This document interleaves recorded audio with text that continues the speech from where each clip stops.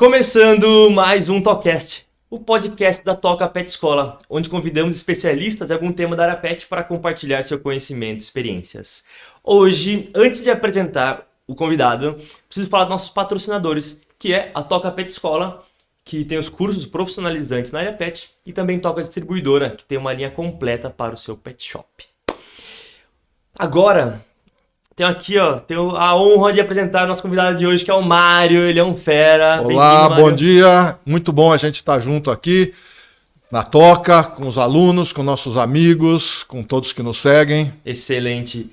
O Mário, além de professor e líder da Toca, ele também é especialista em sinofilia, criador de cães e árbitro de cães também. Nós vamos explorar todos esses temas. Vamos lá, com certeza vai ter alguns pontos polêmicos, mas a polêmica é que faz a nossa vida se tornar divertida. Concordo. Então vamos ver o que vai acontecer hoje. Vamos lá, para começar, sinofilia. Eu quero que você explique o que é sinofilia. Bom, sinofilia, vamos lá. Primeiro eu vou até pegar aqui a definição que está no dicionário e depois a gente evolui. Ok. Então, amor pelos cães. Estudo aprofundado de raças caninas, prática de aperfeiçoamento dessas raças ou desenvolvimento de novas raças de cães. Certo. Então vamos lá. Primeiro ponto, amor pelos cães. Tem que ser alguém que gosta de cães. Uhum. Um sinófilo, que é aquele que pratica a sinofilia, né? Se ele não gostar de animais, né? Ele não vai funcionar, Exatamente. não vai dar certo.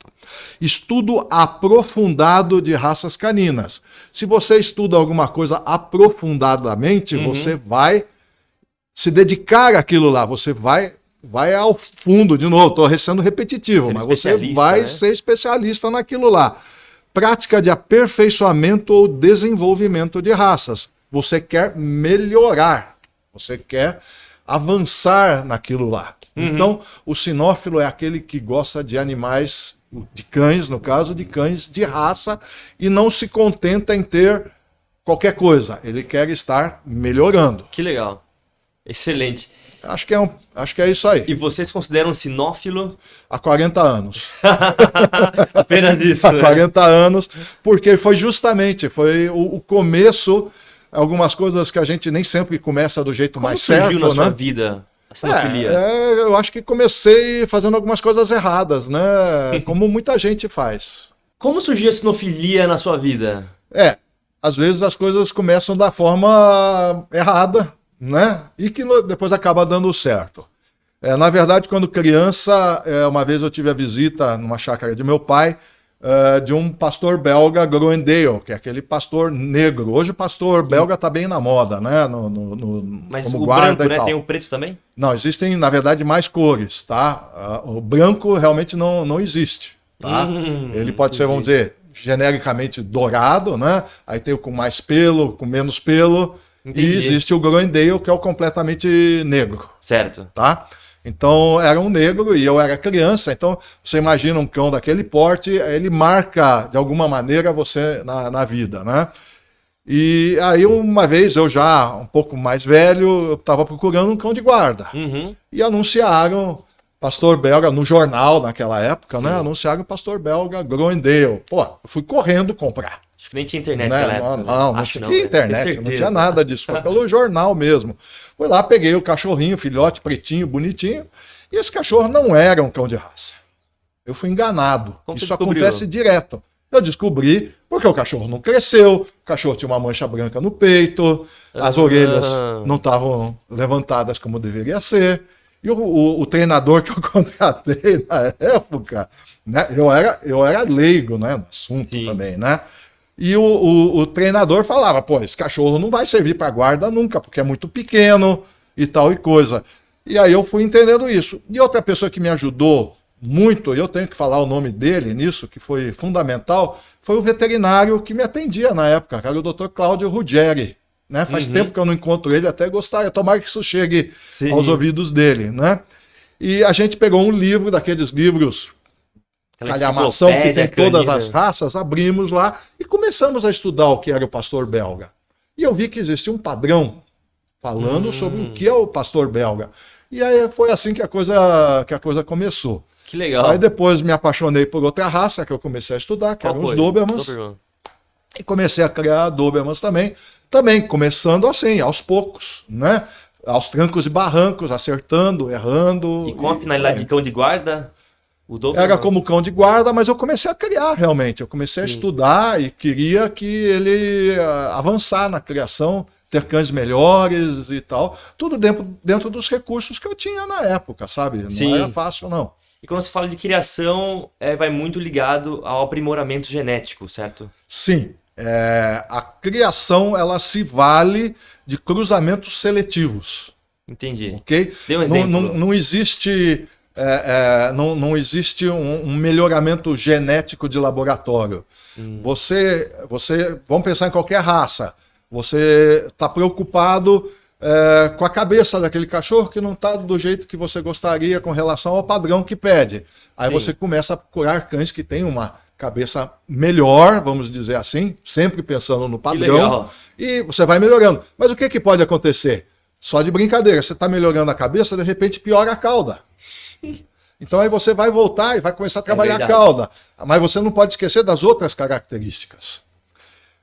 E eu digo assim de maneira genérica que a boa criação é 50% competência e 50% sorte. Entendi. Competência é todo o trabalho que nós estamos fazendo. E sorte são todos aqueles genes que nós não estamos conseguindo ver, porque tem milhões, não sei nem se são milhões ou bilhões de genes atuando dentro daquele animal. Que legal. Então a gente não consegue ter tudo sob controle. Sim. Mas os mais importantes, sim, a gente consegue estar vendo, consegue melhorar ou piorar, né, conforme o caso. Quando você fala em cães de raça, por que cães de raça? Bom, os cães sempre tiveram um fator fundamental na evolução e na vida do ser humano. Tá? Inclusive, esses dias eu vi um filme muito legal, assim, era na época dos homens das cavernas e tal, e um rapaz tinha sido largado vamos dizer, acho que ainda era um bando de pessoas, né, naquela época, vamos chamar aquele grupo, largaram ele para morrer, porque ele tinha machucado a perna e não podia acompanhá-los. E aí apareceu um lobo. E o lobo o que ia fazer? Ia devorar o rapaz. Mas ele foi esperto o suficiente para não domesticar de cara, mas para controlar aquele lobo. Ele conseguiu prender o lobo e começou a dar alimento para ele também. Ele melhorou da perna que estava machucada e começou a dar alimento para o lobo.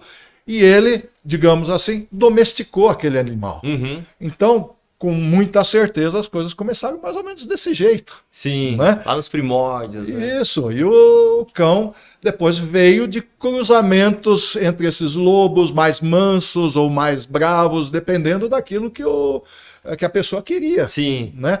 Então, quer dizer, desde aquela época nós já estamos envolvidos com cães, né, ou com lobos, né, e tal. E depois começaram a vir outras raças também, que existem há muito tempo, né, que são os cães primitivos. A gente tem a tendência a imaginar os cães de raça primitivos como aqueles que têm muita carinha do lobo, né, e que viviam nas neves, né, então o husky puxando o trenó, e outros cães das neves também, né, o malamute do Alasca, e assim por diante.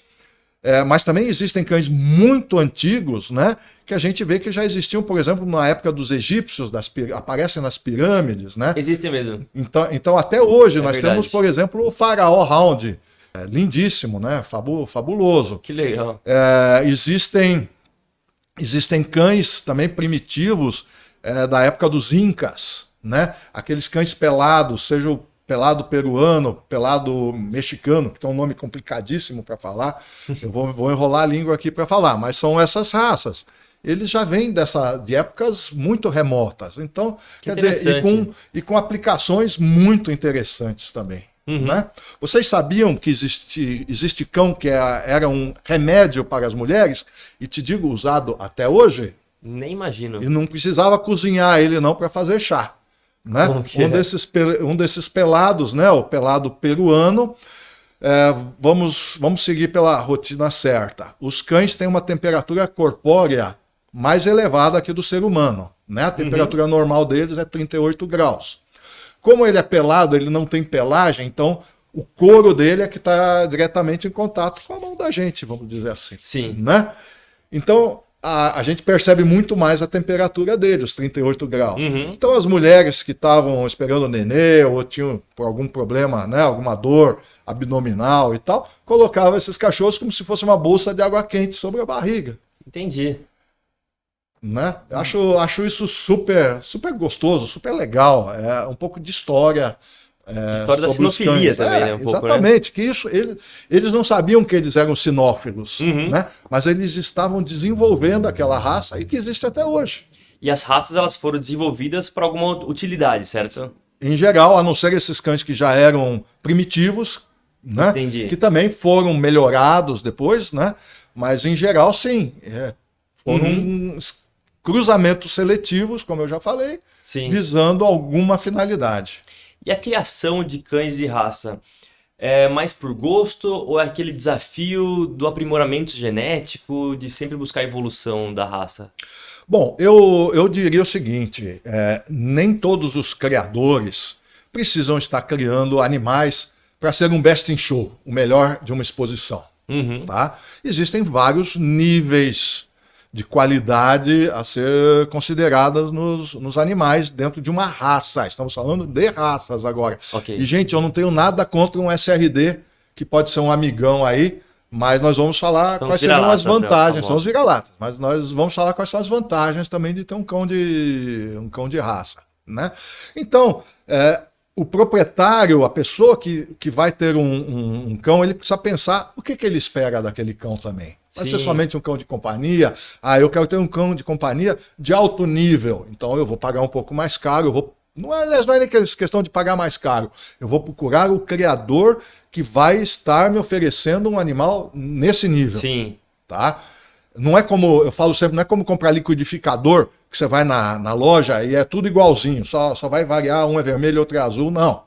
Criação é um animal. É uma arte também ali, né? E tem isso, sem dúvida, é uma arte, né?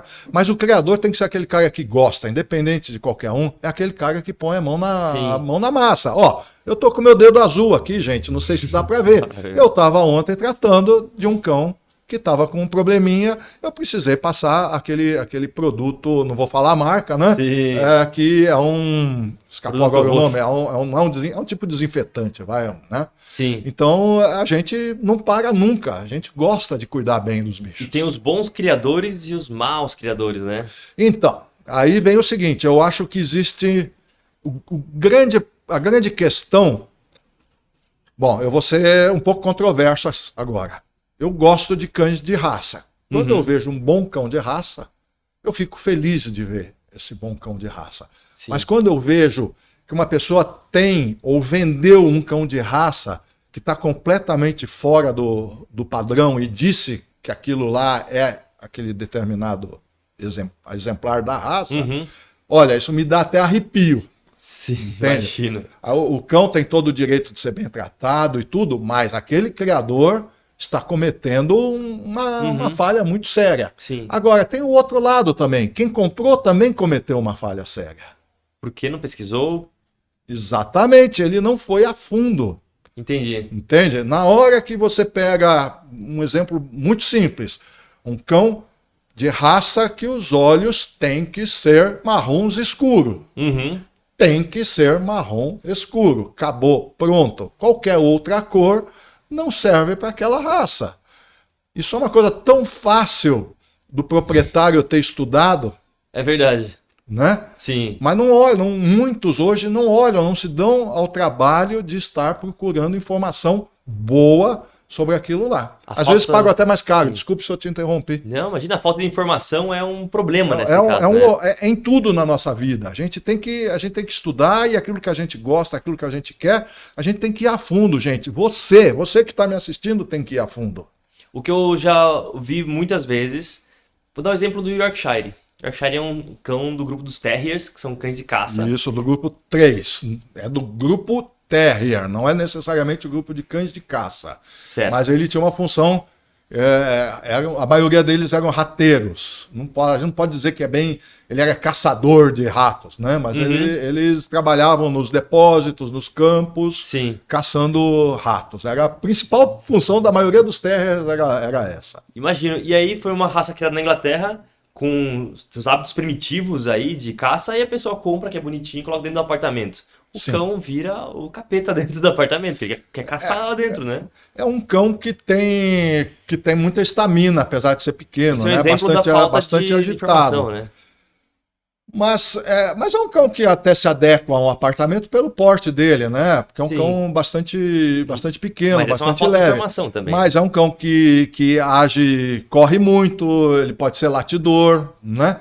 Mas eu acho que durante a passagem do tempo, apesar dele ter essa origem, ele foi trabalhado com outras funções também, o Yorkshire. Faz sentido. Tá? O Yorkshire ele está no grupo dos cães Terrier, segundo a FCI, Federação Sinológica Internacional, mas no Kennel Club dos Estados Unidos, que tem algumas diferenças, eles também estão filiados, de certa maneira, à FCI, mas ele está nos cães de luxo. Entendi. Porque o homem foi trabalhando toda aquela questão, a estrutura, a pelagem, o temperamento também. Entendi. E durante os séculos, os anos, eles mudaram um pouco também. Então hoje eles são mais adequados também a viverem num lugar mais confinado, vamos dizer assim. E hoje, se a gente pensar no Yorkshire caçar, o Yorkshire com uma pelagem completa, bonita, tá caçando ratos, a gente estaria enganado aí também, né? As coisas vão mudando com o tempo. Claro, e você já criou algumas raças de cães, né? Você começou com Doberman, que você já citou. Como eu falei, e Doberman foi o meu começo. Eu gosto muito da raça, sou um juiz especializado, inclusive, na raça Doberman, apesar de não mais criar. Nunca tive, a gente não tem as coisas para esconder, eu nunca tive um campeão Doberman. Sim. Né? Porque foi meu primórdio de criação mesmo. Mas eu trabalhei... Eram bons cães. Eram bons cães, acabaram sendo bons cães. Mas naquela época, na pista, né, na pista de exposições, nós tínhamos 40, 45 cães. Era muito difícil você, com um cão de qualidade, digamos, não excelente, né, mas muito bom, como a gente chama, você não conseguiria ter cães campeões. Mas depois disso, nós fomos para a raça, aliás, a Apso, né, que eu trabalhei a raça... Totalmente. Mas também veio porque eu queria um cão de companhia. Para os filhos, eu tinha criança, queria um cão pequeno de companhia, mas eu vi a possibilidade de estar trabalhando essa raça. Que legal. No Brasil, haviam poucos criadores, na realidade, e o pouco que existia era uma época que era muito difícil de importar animais. Tudo era impossível de importar, era proibido naquela época importar qualquer coisa. Fora a comunicação. Né? Então nós tínhamos duas criadoras no Rio de Janeiro, né? A Ceres, que inclusive esse cão que eu ganhei era da criação da Ceres, e a Selma, as duas com C. Né? E a Selma, que tinha acabado de chegar dos Estados Unidos, onde ela morou por algum tempo, o marido dela acho que era adido militar lá, ela trouxe um plantel muito bom. Então eu digo, a Selma, com todo o carinho, infelizmente já faleceu, foi a minha madrinha na raça, aliás, a Apso. Quando fala plantel... Plantel é o grupo de cães que você tem para utilizar para fazer a criação. Boa. Ninguém faz criação com macho e uma fêmea, isso não é criador. Tá? Você entendi. tem que ter mais exemplares para justamente corrigir a cabeça, corrigir a cauda, corrigir a perna, corrigir a pelagem, corrigir... Você está sempre corrigindo, tá sempre corrigindo. Ou manter as características boas, isso, aquilo, né? Então você precisa ter opções para fazer isso. E na época era muito difícil, a gente não tinha. Sim, né? imagino. E aí eu até comprei um primeiro macho da Selma que ela tinha e que me ajudou muito na criação. Isso foi nos anos 80, né? Aí trouxe uma cadela da Alemanha também, que estava lá, que muito interessante a gente falar isso. O padrão fala em tamanho também.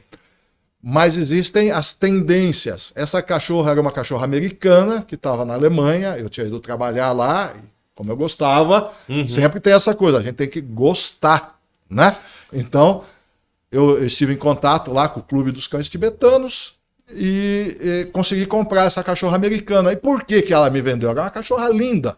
Aqui no instantinho ela virou campeã no Brasil. Que legal. Né? Mas ela era muito grande para o estilo de Lhasa Apsos que a Alemanha gostava. Uhum. E que Estados Unidos aceitava cães mais altos. Tá? Então eu trouxe, e também me ajudou muito na criação. E assim eu comecei a formar um plantel para poder estar trabalhando a raça. Bom, falamos de Lhasa, depois tivemos Pugs, né? Tudo tem uma história, né? Porque que começou, tivemos Pugs, que é do mesmo grupo do Lhasa, né? Do grupo 9 de cães de companhia, né? Depois tivemos da minha esposa, não posso esquecer, da Ana Beatriz, os Afghan Hounds, que sempre fizeram parte da vida dela, desde o começo, temos Afghan Hounds até hoje. É uma raça um pouco incomum no nosso cotidiano. Pouco. Os galgos, em geral, né, são cães de temperamento interessante, vamos dizer assim, né? São muito independentes, né? Mas é uma raça fabulosa, né? É chamada de rei dos cães, né? Por quê? Pelo seu porte, pela sua pelagem, né? E extremamente independente, né? É muito parecido, eu diria, compararia um pouco até com o temperamento de gatos. Entendi. Né? Realmente é um cão lindo, né? Não, e é muito bonito. E um cão na exposição exuberante, mostrando a sua pelagem, o seu movimento, né? E é uma raça que tem uma história interessante também, né? A gente ouve tanto falar do Afeganistão, Sim. Estados Unidos abandonando agora o Afeganistão, é uma raça que veio de lá. E eu sei que você também criou o Spitz alemão, certo? Spitz foi a última raça que a gente criou, né? Realmente teve uma história na criação de cães. E a gente sempre teve... Bacana. Eu e minha esposa fantástica nesse sentido, trabalhando muito próximo, né, aos cães, percebendo, o criador ele percebe as coisas que estão acontecendo. Não estou agora falando só da questão genética, mas se o animal apresenta algum problema, está doente, não sei o quê, você tem que saber cada um pelo nome, vamos dizer assim, né? Você tem que conhecer todos. Parou de comer um dia? Pode ser que ele estava indisposto. Parou de comer 2 dias? Puxa, é sinal que pode ter alguma coisa mais complicada. Sim. Então, quem cria legal, conhece cada um dos seus cães. Quando nasce uma ninhada, fica do lado a noite inteira, vendo o que está acontecendo. Que legal, né? É um trabalho que não para. Você vai para a exposição, um Lhasa, falamos de cães de pelo. Você não pode descuidar daquela pelagem um dia. Você pode perder o trabalho de 1 ano. Caramba! Né? Porque, de alguma maneira, estragou aquela pelagem. Né? Brigou com outro, enroscou no mato, ou sei lá o quê. Deve dar trabalho essa criação.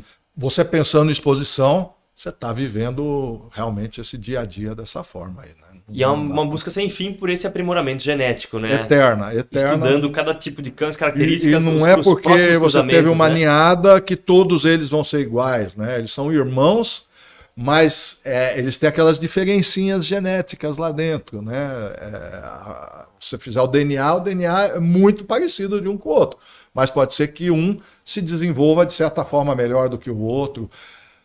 Outra coisa que eu quero falar, cães de raça não é só o externo, é temperamento também. É mesmo? O temperamento, você também trabalha temperamento. Que interessante. Né? Então, quando estou imaginando a cena aqui de você na sua criação, você falou, quero tirar um exemplar mais próximo ao padrão da raça. Você tem que pensar temperamento, estrutura, pelagem, e quem vai cruzar com quem para tentar extrair aquele aí exemplar. Vem a história do pedigree, né? O pedigree, ele pode ter vários significados. Diga um pouco mais a fundo. O mais simples dele é que o pai e a mãe têm pedigree. Um cão com pedigree, o pai e a mãe têm que ter pedigree. Entendi. Isso aí é como se fosse a certidão de nascimento só, certo. Né? Você sabe quem é o pai e quem é a mãe. Uhum.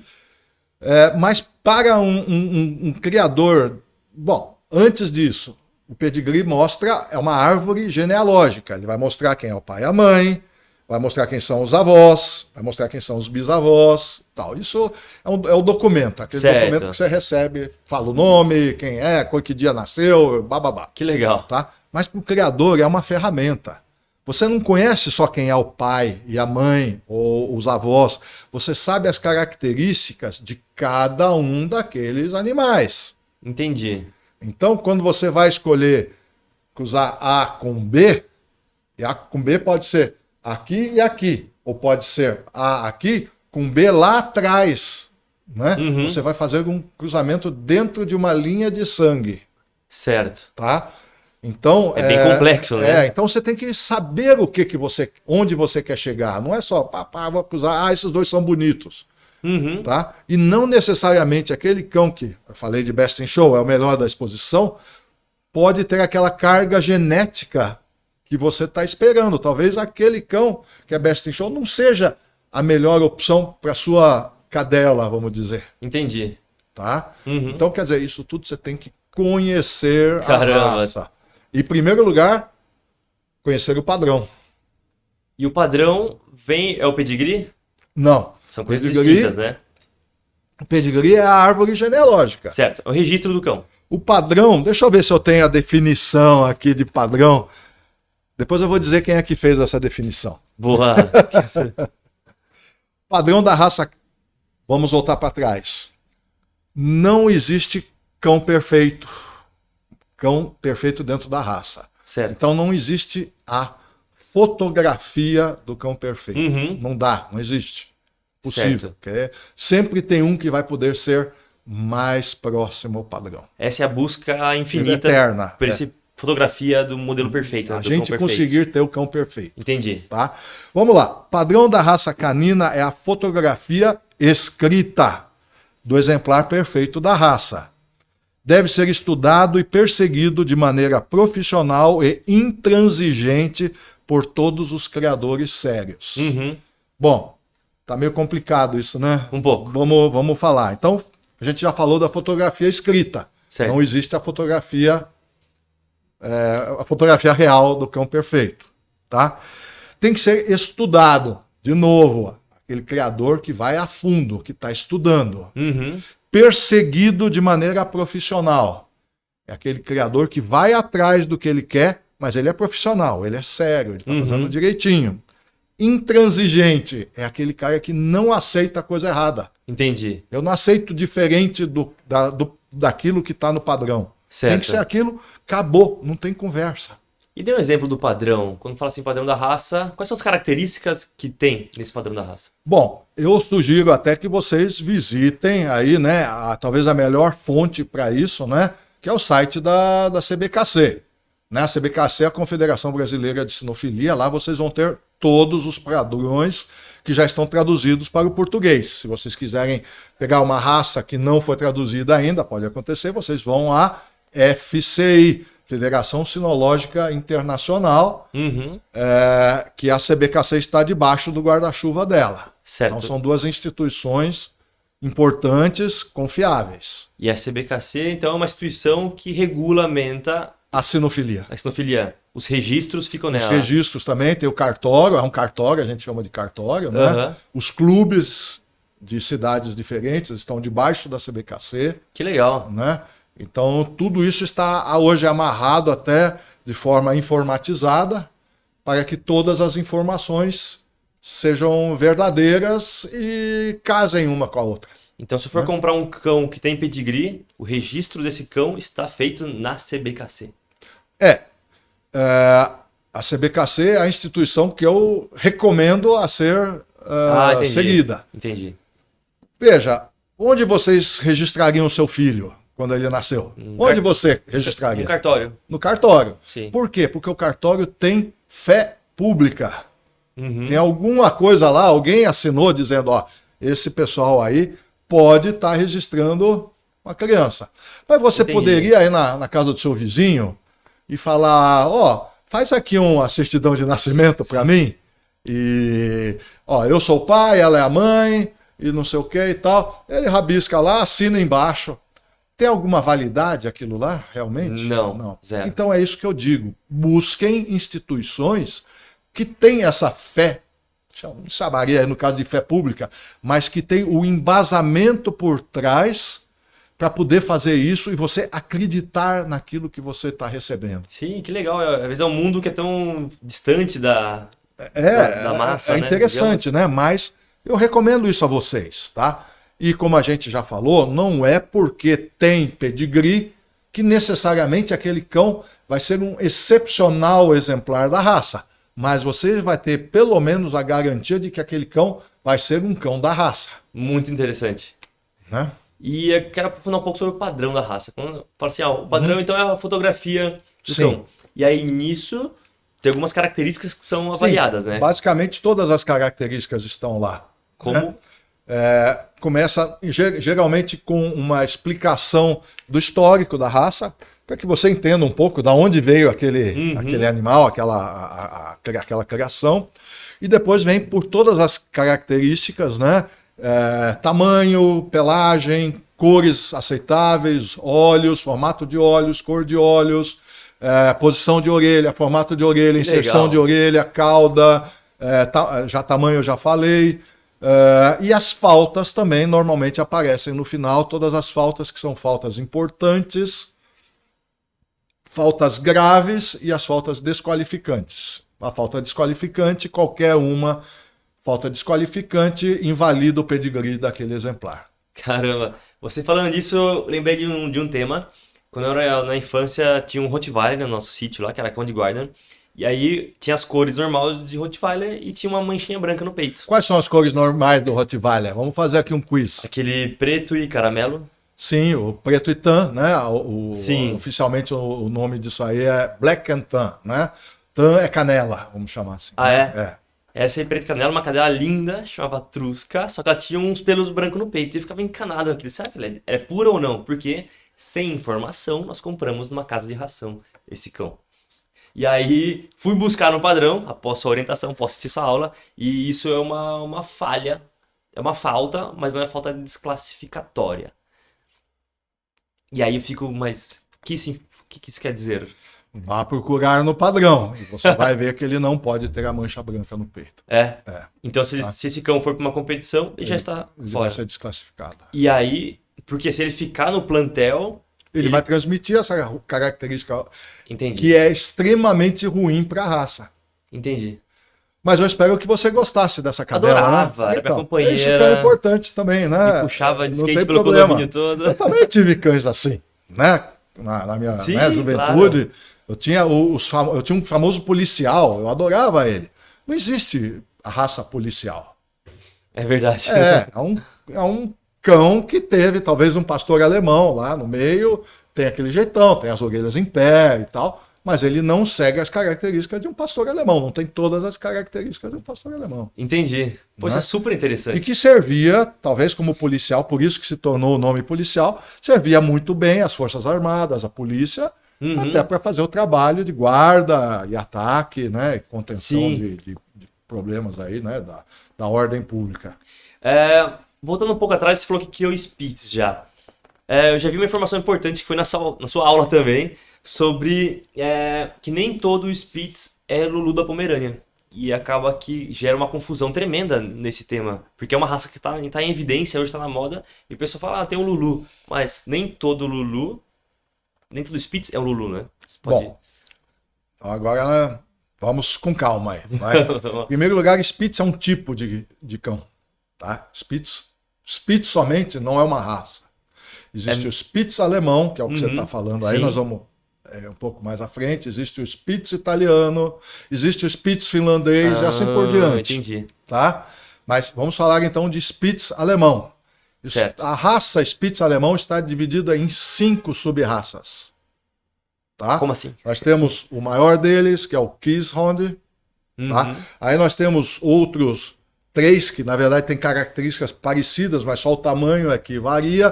Então, aí tem o grande, o médio e o pequeno. Certo. E temos o Spitz anão, que nos Estados Unidos é onde surgiu esse nome, era o Lulu da Pomerânia. Certo. E hoje esse nome foi tão popularizado, então o Spitz anão, ele também é conhecido como Lulu da Pomerânia, ou Pomerânia só. Certo. Tira o Lulu, esquece o Lulu que eu falei, é o Pomerânia.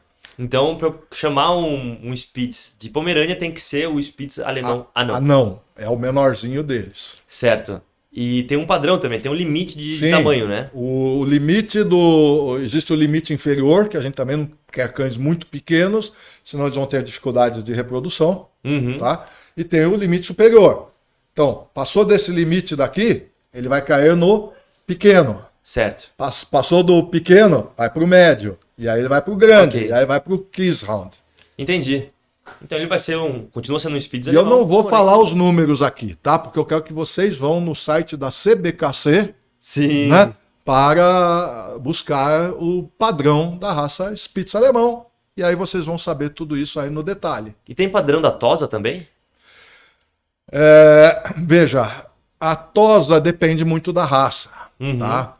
Um cão uma raça que é o cão, vamos dizer, de fazer tosa, né? Sim. É o poodle, né? Pela sua textura de pelo, e tem variados tipos de tosa. Tem muitos, não? Tem vários tipos de tosa, né? E então esses padrões estão definidos no padrão. Os padrões de tosa estão definidos no padrão da raça. Que legal. Tá? Então, existem padrões de tosa mais modernos, né? A tosa escandinava e tal, que visam até facilitar um pouco as pessoas a poderem levar seus exemplares à exposição. Porque não é fácil fazer. Imagina. Tá? Já outras raças é preciso entender que hoje se fala muito em tosa comercial. A gente estava falando de Spitz. Spitz é uma delas. Você faz uma tosa comercial, deixa tudo redondinho e tal. É bonito, tal, legal. Aliás, nunca metam máquina de tosar no Spitz, pelo amor de Deus. Não pode, devido aos problemas de pele. Proibido. Tá? Proibido. Não façam isso. Se alguém falar que pode, manda falar comigo diretamente. Já pode procurar meu telefone. Mas é um problema sério mesmo isso. Sim, o padrão fala, com todas as palavras e letras, que o exemplar não deve demonstrar que foi tosado. Entendi. Tem que ser uma tosa bem superficial, só um detalhamento. Aí que vem o maior segredo ainda, é você fazer sem mostrar que fez. Quando a gente vê um Spitz bem feito numa exposição, a gente sabe que ele foi inteiramente mexido. Mas você não pode olhar e tem que ser bem natural, né? Isso também, por quê? O Spitz está em que grupo? Está no grupo 5. Cães primitivos. Que verdade. Tem a ver, né? Ele é um cão primitivo. Apesar de ser usado muito como companhia, mas ele é classificado um cão primitivo. Então você não pode olhar para ele e tá tudo redondinho, tudo certinho, não. Você tem que ter cara de um animal primitivo. Muito legal. E você falando dessa questão dos grupos dos cães, quero deixar o pessoal na mesma linha dessa questão dos grupos. Por quê? Além de tudo isso aí que você já falou, você também é árbitro de exposição de cães, né? Como você começou a entrar nesse mundo de exposição? Bom, eu acho que na minha vida tudo foi sempre desafio. Sim. Né? Começamos a criar, como eu falei, feijão com arroz. Né? Mas quisemos estar evoluindo, né? Já com os Doberman, né? Aí fomos para outras raças. Era difícil com Lhasa? Era difícil com Lhasa. Imagina. Fomos em frente. African Hounds, que também temos há muito tempo, né? Tínhamos Africans que queríamos evoluir. Sim. Difícil, trouxemos cães de fora para usar no nosso plantel de Africans. Que legal. Né? E assim sempre foram os desafios. Sim. Né? Muito bem, eu acho que chega um ponto, você quer se desafiar mais ainda. Aí fomos fazer as provas para árbitro. Então você precisa conhecer profundamente, você vai passar por N provas, você tem que ter anos de experiência já, né, pelas costas para poder fazer isso. Então, quer dizer, é mais um desafio primeiro você passar. E depois eu acho, pelo menos para mim, não sei para os outros colegas árbitros aí da CBKC, mas também é um desafio você estar na pista avaliando outros cães e dando as devidas classificações para eles. Por exemplo, no Brasil, você não precisa descrever o cão que você está vendo, os pontos fortes e os pontos fracos, mas na Europa você vai colocar tudo que você está vendo e vai classificar aquele exemplar depois. E aí, se você escrever uma besteira muito grande. Cara, imagina. Hoje as redes sociais não perdoam, né? Mas mesmo antigamente, se você falasse uma bobagem, o dono daquele cão, que conhece talvez mais do que você, juiz, porque ele é criador daquela raça, conhece muito. Ele tem que conhecer para melhorar. Com certeza. Né? Se você escrever bobagem lá, ele punha na revista. Ele pegava a sua súmula, colocava na revista. Ó, esse é o juiz que julgou aqui. Você nunca mais volta naquele país para julgar. E você já rodou os 4 continentes sendo convidado para julgar cães. Os bons. Então, já passamos por poucas e boas. Isso é um feito inédito. Inédito não, mas é bem curioso também essa questão de. A gente tenta ter o nome da gente em ordem aí, limpo, né? Mostrando a nossa competência. E não só a competência, mas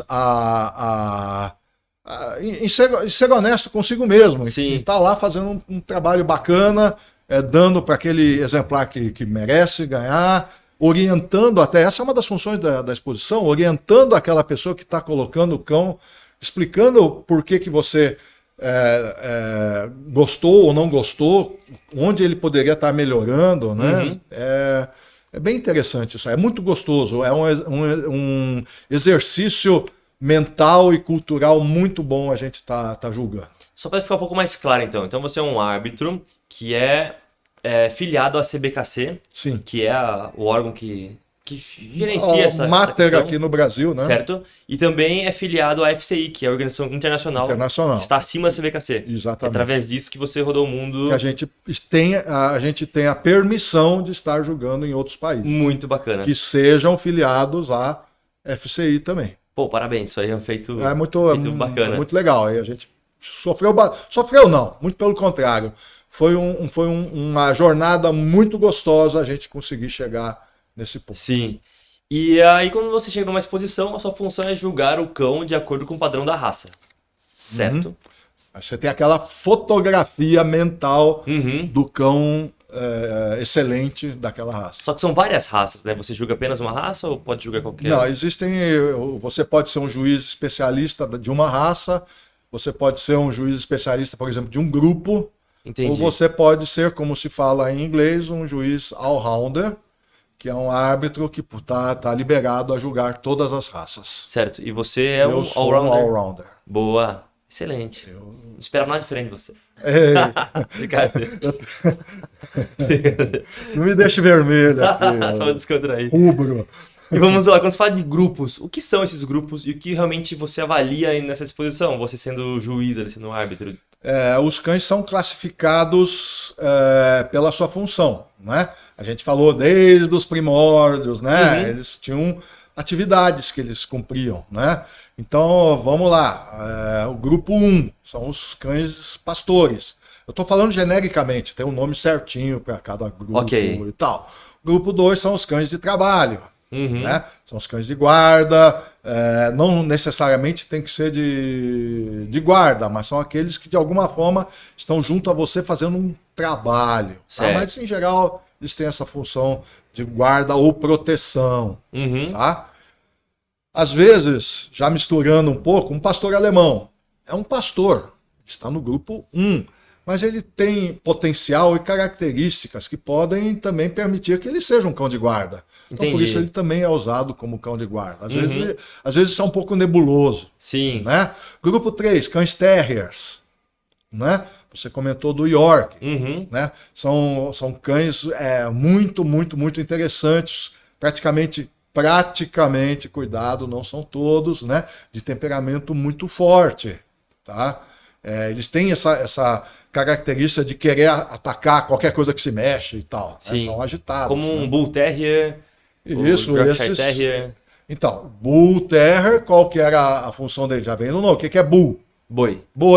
Ele tinha a função de... Ele derrubava o boi mesmo. Ele agarrava o boi no pescoço e quer derrubar. Caramba. Tá, ele trabalhava. Então você vê que tem essa mescla, mas por ser muito agitado também, infelizmente usado também como cão de rinha e tal e coisa, que um pode ver o outro que quer se pegar. Sim. Tá? Mas eu digo infelizmente, porque é uma prática horrível, né? Sim. Aí a gente vai para o grupo 4, o grupo do Dachshund, né? Que na verdade é um grupo, é uma raça que tem 9 divisões, tá? Porque são 3 tipos de pelagem e 3 tamanhos diferentes. Que legal. Então 3 vezes 3, 9. Na verdade são 9 raças diferentes. Muito legal. E você vai, no Brasil nem tanto, mas você vai fora do Brasil, quando você vai julgar o grupo, você vai ver as 9 raças diferentes sendo julgadas no grupo. Caramba! Muito legal. Grupo 5, já falamos. Grupo dos cães Spitz ou primitivos. Sim. Grupo 6, são cães de caça, né? Pelo faro. Né? Aí show. vai, o grupo 7, cães de tiro, de caça, de tiro e a ponte. São aqueles que indicam onde está a caça para que o caçador possa estar abatendo aquela caça. Eu já tive um pointer inglês. Muito bem, você acertou. Esse é o grupo. E por que ele se chama pointer? Porque ele aponta. Aponta, então. E nós também, sem o conhecimento, tínhamos um pointer para usar como cão de guarda no sítio. Ele talvez... ele tem o tamanho, o porte, sim, né? Mas o pointer, ele tem que... ele vai buscar a caça depois também, mas ele não pode devorar essa caça. Sei. Então é o que a gente fala, ele tem que ter a boca mole. Entendi. Ele não é um cão com um potencial de uma mordida muito, muito forte. Interessante. Tá? Ele tem que ser um cão bem dócil também e tal, mas também que é muito agitado, né? Porque ele trabalha nos campos aí o dia inteiro, fica correndo. É muito bacana. Que show, hein? Muito bacana. E depois o grupo 8? Aí o grupo 8 são também principalmente os cães retrievers. São aqueles que vão buscar a caça que foi abatida. O cara derrubou o pato, o fazão. Nós não temos muito esse costume no Brasil, né, da caça. Não mesmo. A caça, ela não é predatória. Pelo contrário, às vezes ela até controla o número de animais, né, que tem na natureza, tá? Mas vamos dizer, a ave foi abatida, caiu num lago. Sim. O cão tem que gostar da água. Ele pula lá e vai nadando buscar o pato e traz. Caiu no meio do mato, ele tem que ter o potencial de pular, às vezes uma cerca mesmo, ou não só a cerca, mas pular um mato alto para chegar lá. É muito curioso. Imagina o Golden Retriever fazendo esse trabalho. É isso que eles gostam de fazer. Se você tiver uma piscina em casa, cuidado porque ele vai pular lá dentro, porque eles adoram água. Que legal, eu consigo imaginar o Golden trabalhando. Já se você jogar um Doberman dentro d'água, ele quase que se afoga, que ele odeia a água, né? Ele não sabe nem nadar direito. Que legal. Quer ficar com a cabeça tão para fora da água que fica batendo as pernas. Né? Depois o grupo 9? O grupo 9 são os cães de companhia, né? Verdade. Já falamos sobre alguns aí. E outros exemplos? O Maltês. Maltês é um cão de companhia, aliás, a Shih Tzu, Pug... os bulldoguinhos, bulldog francês, né? Boston Terrier, nossa, os poodles, né? Todos os poodles, os 4 tamanhos de poodles estão no mesmo grupo, né? Que bacana. E para finalizar, o grupo 10? O grupo 10 são os hounds, né? São aqueles cães em geral, né? Que se usa para corrida, são aqueles cães mais magrinhos, mais altos, né? Então aí já falamos do Afghan, vem o Whippet, tem o pequeno Lebrão italiano, né? Que é desse tamanhinho assim, né? Você quase já vê todo o esqueleto dele, assim, né? De tão magrinho que ele é. Caramba, muito conhecimento aqui, viu? Obrigado aí. Mesmo. Isso faz parte aí, né? E aí agora começa a fazer mais sentido conectando com a questão da criação das raças. Por quê? Se você quer ter eu mesmo, uma pessoa bastante atleta, se for buscar um cão, vou buscar um cão que seja agitado, que consiga me acompanhar numa corrida, num passeio. Perfeitamente. Tá, e aí eu diria também, eu vou cutucar um pouco todos vocês que estão assistindo, né? Existem as raças da moda. Sim. Tá? E em geral, as raças da moda acabam sendo estragadas. É mesmo? É meio aquilo, porque tem muita procura e tem os maus criadores que estão oferecendo esse produto, vamos dizer, que o cliente está querendo. Oferece uma LX, vende Mercado Livre. Então, gente, vocês têm que comprar de criador. Criador sério, né? Criador sério. E vai lá, vai ver como é que... Chega de surpresa lá, vai ver se está tudo limpo. Uhum. Vai ver, vai conhecer a mãe daquele filhote e depois quando você for buscar, depois de 2, 3 meses, vai ver se é aquela mãe que está lá. Vai ver quem Entendi. é o pai. Ah, o pai não é de criação minha, é de outro proprietário, normal. Vai conhecer o pai daquele cachorro, vai ver, pega o padrão. Puxa, deixa eu dar uma comparada, deixa eu já ver a mãe como é que é. Será que a mãe está conforme o padrão? Será que o pai está conforme o padrão? Exigir o pedigree dos... Exigir o pedigree, mas principalmente analise, seja crítico. Sim. Você vai estar com aquele exemplar por 10, 15 anos. Tenha satisfação de ter aquele exemplar. E compre, como o Diego falou aqui, aquele exemplar que vai servir para você. Por que você vai comprar um cão de pelo longo se você vai raspar? A gente vê isso direto, só porque é o cachorro da moda, gente. Tem... Acho que por volta hoje de 470 raças. Tem um monte de coisa para vocês escolherem. Você não vai querer ter trabalho com pelo? O que entrou na sua cabeça para comprar um cachorro de pelo? É verdade, faz sentido. Eu não entendo isso. É total. Tá? Então parem e pensem. Mas não deixe, se você tem, cuide bem daquele cão. Tente não raspar. Se é um cão de pelo, tente não raspá-lo, mesmo que isso te dê algum trabalho. É uma terapia você pegar um cão de pelo e você está assistindo a sua novela. Sua série? Né? E põe ele no seu colo com uma escovinha e cuide dele. Você vai ter um cão bonito, mais bonito do que Bom, deixa pra lá, vai. Sim. Do que um cão que deveria ser peludo e está raspado, e você está fazendo um mal para aquele exemplar quando você raspa ele. Por quê? Porque a pelagem é a proteção térmica, mecânica daquele exemplar.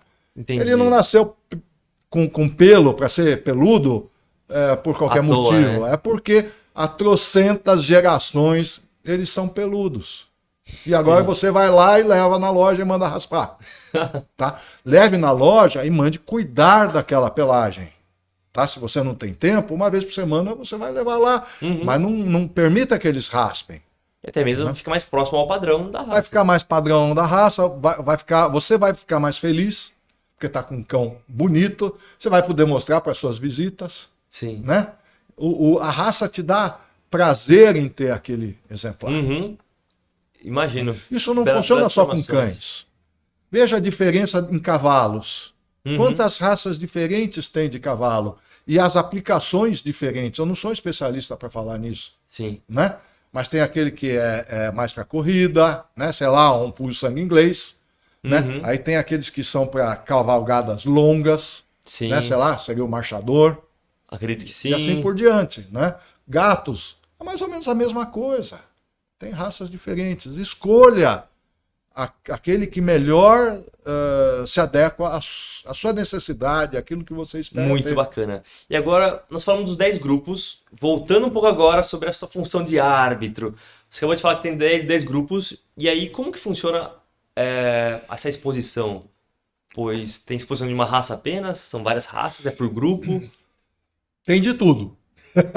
É mesmo? Tem de tudo. Pode ser uma exposição especializada de raça, normalmente organizada pelo clube daquela raça. Existem clubes que congregam as pessoas que criam aquela raça. Isso é muito bom, porque são todos especialistas naquela raça, são todos fãs daquela raça. E por que eu levaria meu cão para uma exposição? Para que o seu cão seja avaliado por pessoas especialistas.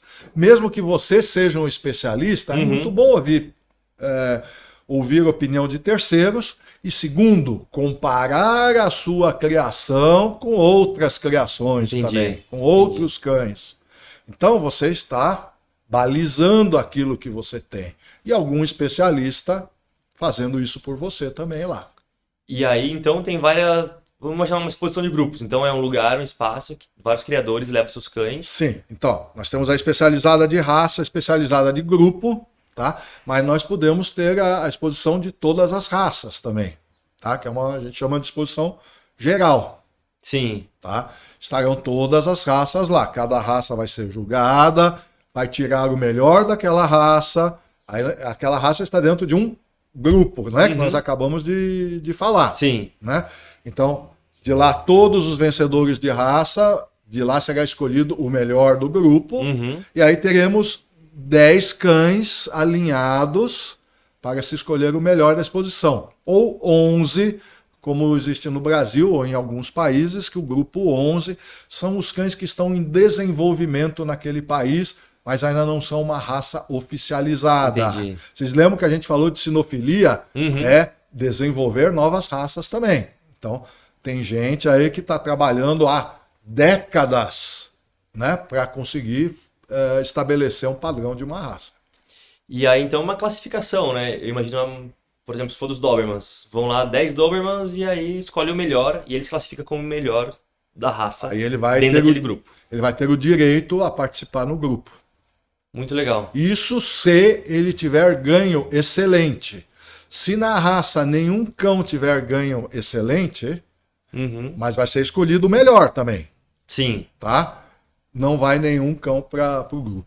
Então tem uma classificação da qualidade. Da qualidade. Somente cães excelentes poderão ir para disputar um grupo, porque somente os cães de nível excelente poderão ser... como é que vamos chamar? Poderão futuramente, depois de serem examinados por vários juízes que deem excelente para aquele cão também, ser considerado um cão campeão da raça. Muito interessante. Então tem o melhor da raça e aí depois tem o melhor do grupo. Depois tem o melhor do grupo. E depois tem o famoso almejado, né, Best in Show, BIS, que a gente reduz para BIS, que vai ser o melhor da exposição. Caramba, e daí são vários juízes julgando esse Best in Show? Depende do tamanho da exposição. Tá? Se você...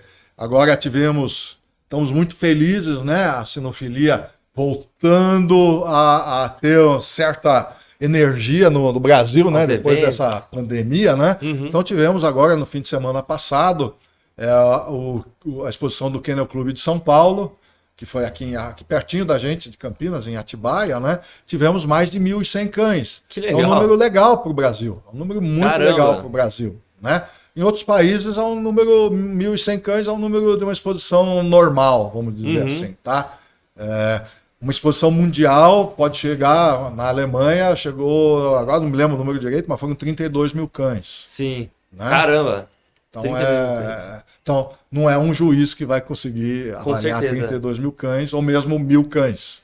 Né? Eu já vi em revista fotos assim, e como na prática mesmo, o criador passeia com o cão para ver a movimentação, para ver a estrutura, tamanho, andar. Bom, as exposições são de conformação, que é a estrutura, e dinâmica, né, que é a movimentação do cão. Tá? Então você examina todos os pontos que estão no padrão, certo, né, para ver o que está dentro, o que está fora, o que é melhor, o que é pior, inclusive os dentes, né? Você tem que averiguar, e conforme a raça, os dentes são mais ou menos importantes. Acho que não preciso nem... Né? Um Rottweiler tem que ter uma dentição perfeitíssima, né? Isso, inclusive, é uma falta desqualificante, se não for, né? E uma outra raça, um Shih Tzu, vamos dizer, talvez você não precise se preocupar tanto na hora de examinar aquela dentição. Certo. Tá? Mas o criador tem que estar talvez mais atento a isso do que o juiz, né? Sim. Porque ele sabe o que ele tem por trás, se essa dentição vai poder piorar também, né? Então o juiz está vendo o momento só lá. E você pega o cão, analisa a pelagem, a estrutura, tem que tocar no cão também. Tem que tocar, né? Lógico, você vai tocar. Medir. Se o seu olho, isso também, o juiz também tem que ter essa experiência, né? Então o olhar, se ele perceber que aquele cachorro, que aquele cão está acima ou abaixo do padrão, ele vai medir, né? E se estiver fora, tá fora. Sim. Né? Os padrões, a gente sempre tem que levar em consideração isso. A gente tem que, as faltas, avaliar a gravidade da falta em cima daquele exemplar para ver o quanto você vai, como você vai avaliar ele. Que legal. Né? Eu fico imaginando a cena, medindo o cão, a estrutura, os olhos, a cor dos olhos, né? Sim, orelhas. por exemplo, existem padrões de cor de olhos. Sim. Tá? Então você, por exemplo, uma especializada, você vai dizer a cor do olho que aquele cão tem. Isso a gente não consegue sem. A gente vai comparar com os padrões, como se fosse lá aqueles padrões. Você vai na loja de tinta e você vai ver, tem todas as cores lá, e você vai ver qual o meu carro é dessa cor aqui. Tá? Então a mesma coisa é isso aí. Tá? E depois você examina movimentando. Movimentando você consegue perceber coisas que às vezes no estático você não percebe. E você voltaria a criar cães hoje? Olha, a gente às vezes tem vontade, né? Mas aí a gente pensa bem e é um trabalho muito grande, Imagina. né? E o peso dos anos também vai caindo nos ombros da gente. E qual raça você criaria? Eu acho que eu não voltaria, não iria a uma raça diferente. Eu voltaria a alguma das raças que a gente já criou, com quem a gente tem muito relacionamento com outros criadores, né? Pelo mundo afora. Seria mais fácil da gente conseguir bons ou excelentes exemplares para a gente recomeçar, né? Mas a gente estava até discutindo esses dias aí, até hoje a nossa atividade com a escola e a questão de tosa, eu gostaria muito de ter um poodle grande. Sim. Tá? Não tenho a competência de tosá-lo, tá? Eu não tenho, mas sei quem tem, né? Isso é importante. E é uma raça muito para essa atividade que a gente tem hoje do mundo dos groomers, né, dos tosadores e tal. Né? E o poodle seria um poodle gigante que você gostaria? Eu gostaria do grande mesmo, viu? Na verdade o nome é poodle grande. Poodle tá? grande. Poodle grande, tá? E tem diferentes cores também, né? Tem diferentes cores. Preto, sim. branco e caramelo. Tem o abricô, né? A cor certa, abricô. Que né? E tem essas cores hoje das invenções, né? Os americanos são loucos para inventar coisa, né? E tem esses que são de várias cores aí. Mas não existe. Poodle só existe nas cores sólidas, que é uma cor só. Tá? Pode ser branco ou preto. Branco, preto, abricô. Que é uma Pode ser o cinza. Entendi. Tá? Mas sempre sólido. Muito bacana. E eu sei que você tem Afghan's Hound hoje, né? Temos duas filhotonas já de Afghan e uma coroa lá que já está bem velhinha, né? Mas temos sim. Uhum. E tem uma Spitz ainda de sua criação, né? Temos uma Spitz de nossa criação. E algum cão de sua criação teve grandes premiações? Já tivemos cães vencedores mundiais da raça, vencedores de grupo jovem mundiais da raça. Melhor macho na exposição de Westminster, na raça Afghan Hound, por exemplo. E Westminster é nos Estados Unidos? Westminster é nos Estados Unidos, é em Nova York, né? Vocês levaram seu cão lá? Sim, sim. Que legal. Essa globalização dos... mas dá trabalho, né? A gente tinha que ter um handler lá, uma pessoa para estar apresentando. Essa exposição de Westminster só permite a entrada de cães campeões americanos. Então ele antes teve que... fazer todo aquele trabalho de campeonato lá, né, para ser campeão, legal. Mas era um cão fabuloso, na minha opinião, né, modéstia às favas aí, né, que show. Mas era um cão fabuloso, então em um mês ele se tornou campeão americano, e em seguida pôde participar da exposição de Westminster também. Que show. E hoje o seu tempo, acredito que a criação está um pouco de lado devido ao seu tempo estar sendo dedicado à parte educacional, né? Então, a vida vai levando a gente para algumas situações, né? E eu me aposentei, né? Então, vamos dizer, eu e minha mulher, minha esposa, Ana Beatriz, a gente sempre trabalhou muito junto nisso, mas eu tinha meu lado profissional, como engenheiro, como administrador, né? Então eu tinha que também rodar o mundo e trabalhar, né? Sim, batente normal, né? Corporativo. E a Ana sempre se dedicando muito realmente à criação. Quando eu me aposentei, surgiu a oportunidade de empreender, então também temos a distribuidora, né? Em que as oportunidades vão aparecendo, né? E aí eu sempre gostei muito desse lado, como é que vamos chamar, acadêmico, né? De estar ensinando. Sempre fiz isso na medida do possível, né? Dentro das minhas habilidades, minhas competências, né? Dei aulas assim, cursos curtos, né, nas universidades e tal, principalmente na questão de mercado externo, que era a minha especialidade. E aí surgiu a Toca, né? com a possibilidade de estar colocando meus conhecimentos sobre cães, sobre sinofilia, sobre criação, né, aqui na escola. Muito bacana. Estamos aqui batendo esse papo hoje, tentando transmitir um pouco para vocês disso tudo aí. Né? Para mim, essa parte de educação é muito nobre, que você consegue realmente transferir seu conhecimento, é bárbaro. Eu também acho. E tem o lado social também, né, cara? Com certeza. A gente poder dar ensinamentos para uma pessoa se tornar um profissional é fantástico. A gente vê isso com os nossos alunos que saem e que nos agradecem também. E a gente vê com os nossos alunos que saem e estão trabalhando.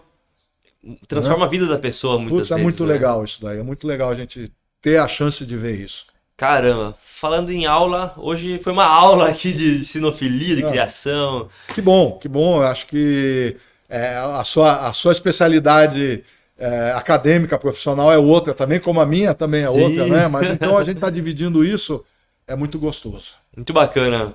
Só para deixar claro, o Mário e eu somos sócios aqui na Toca Pet Escola e aí estamos fazendo um trabalho bem legal aqui, bem intenso para elevar o nível da educação. Da escola, né? Da educação, dos nossos alunos, trazendo gente que sabe o que está fazendo também. Exatamente. Né? Que a gente não sabe tudo, muito longe disso. Estamos sempre aprendendo. E também a gente está aprendendo com os alunos também. Né? Todos os dias. Na hora que a gente vê como ele está fazendo, puxa, às vezes vem uma ideia nova, um produto diferente. A nossa vida é um aprendizado. E que é bacana estar em contato com pessoas jovens, né? Para mim isso é muito bom. Eu que já sou renova. Eu sou o coroa aqui da escola, né? Então é muito bom. Coroa não, vamos dizer sênior. Tá bom, mais experiente. vamos por lá, vai. Muito bom, muito bacana o nosso papo de hoje. Foi bom. Estamos juntos demais, aí. excelente. Estamos juntos. Nós estamos. A escola é uma confraria aqui junto com os alunos. É tão legal a gente também chegar de manhã aqui e ver os alunos com os professores, com a recepcionista, com quem for, né? Tomando um café e se divertindo. É um jeito muito, muito gostoso, né? De estar ensinando e de estar aprendendo. Excelente. Turma, agradeço. Até o próximo Talkcast. Tchau, gente. Obrigado.